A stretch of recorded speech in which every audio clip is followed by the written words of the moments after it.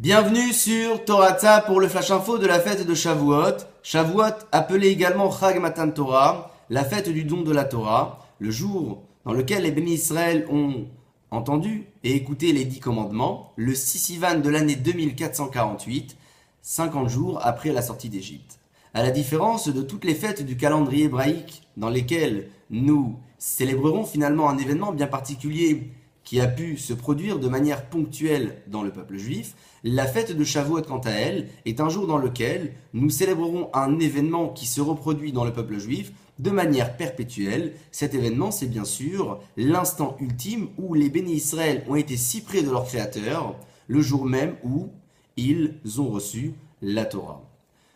Le Magen Avraham nous rapporte le Midrash nous disant que les bénis Israël ont été réveillés par Akadosh Baruch Hu le jour du Matan Torah. C'est pourquoi, afin de réparer ce péché, qui ne concernera que les hommes uniquement, il faudra rester réveillé dans la nuit de Shavuot et ainsi consacrer son temps à l'étude.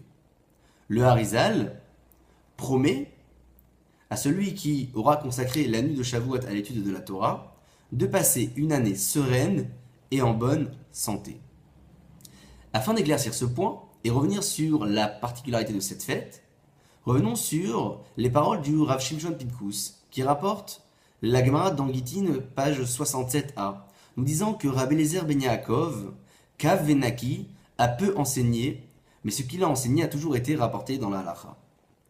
Est-ce possible que la Gemara, d'une part, attribue ici la qualité d'avoir remporté la halacha à Rabbi Eliezer ben Yaakov, pour ensuite lui attribuer également ce défaut d'avoir si peu enseigné? Explique le Rav Shimshon Pinkus qu'en réalité, dans la loi de la nature, plus nous nous rapprocherons de la racine de la plante, plus la plante aura une certaine puissance, aura une certaine force. Ainsi, Rabbi Eliezer ben Yaakov a su exploiter le concentré de la Torah, ce concentré-là qu'il a lui-même enseigné à ses élèves,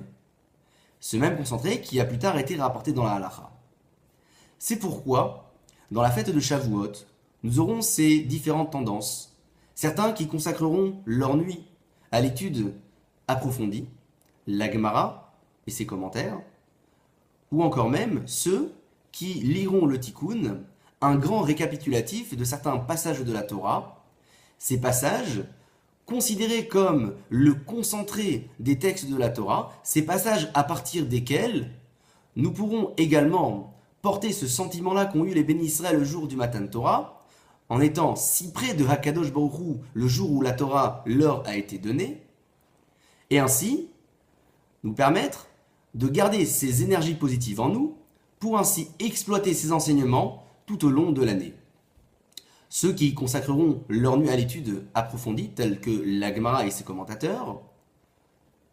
verront ici même également un moyen de pouvoir s'arrêter sur une étude bien plus compliquée dans une nuit où Akadosh Baruch Hu attribuera à l'homme une aide divine,